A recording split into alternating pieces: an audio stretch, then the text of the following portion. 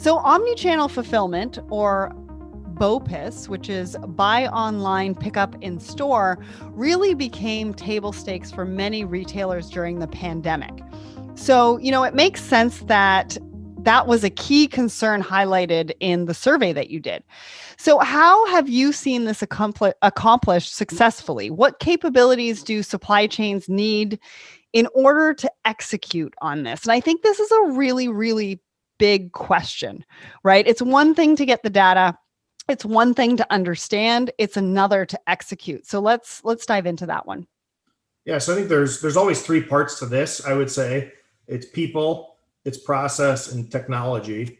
So if I start with the last one first, so technology is companies that are doing this well have integrated technology. It doesn't necessarily mean they have one application for everything. It's typically not feasible in this day and age, but you have to have integrated technology from my order management to my inventory and stock availability, along with my TMS and my visibility platform.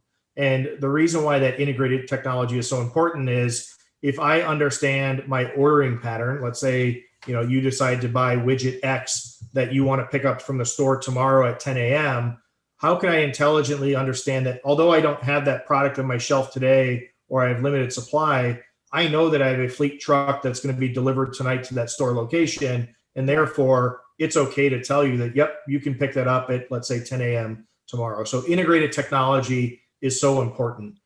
From a process standpoint, is companies that are breaking down process and really focusing on speed, agility, and the ability to handle these defects and or disruptions in a moment's notice are the ones that are really achieving and accelerating from a brand awareness and from a consumer retention standpoint.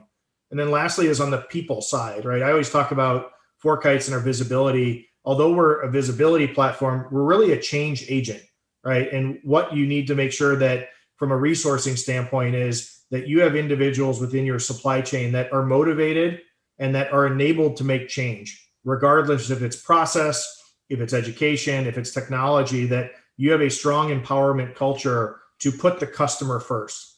I think one of the things that we've seen from a behavior standpoint is many folks by nature have this additive mentality, right? I need more process on top of more process versus a subtractive mentality.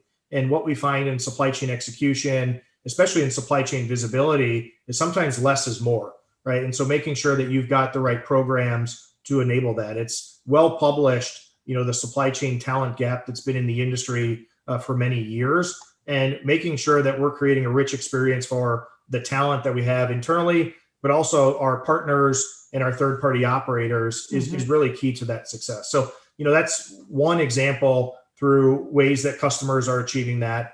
The other is typically around just basic KPIs, right? On-shelf availability is a huge metric that drives retail operations. It drives supplier collaboration. And, one of the things that we see performing very well is when retailers work collaboratively with suppliers. And collaboratively doesn't mean just, hey, here's the carrot or the stick. It's how do I change the way I effectively operate today? And, I talked a little bit about network visibility prior. And one of those examples we see it with our retail and manufacturing companies is I can now automate the question that's coming to my customer service team, which is, where's the truck? When's it going to be here? They can see that directly themselves. And so rather than focused on tactical tasks, now you have manufacturer and retailer saying, all right, how are our new promotions going? How do we drive growth in this market area or at the product level? And so these things are really important to change the way that companies are growing together across the board. So absolutely, a couple examples, but I think very fitting with what companies are focused on today. Yeah, no. And you said my favorite word. I love collaboration. And I think that it's a really, really important part of business and the success in the future. And I just appreciate you sharing all of the insights from the survey that you conducted. It's really interesting to see where everybody is, what challenges that they're facing, what that looks like, and then really diving into that solution and the execution and what that could look like. So thank you so much, Glenn, for joining me today. Thanks for having me. It's great to see you.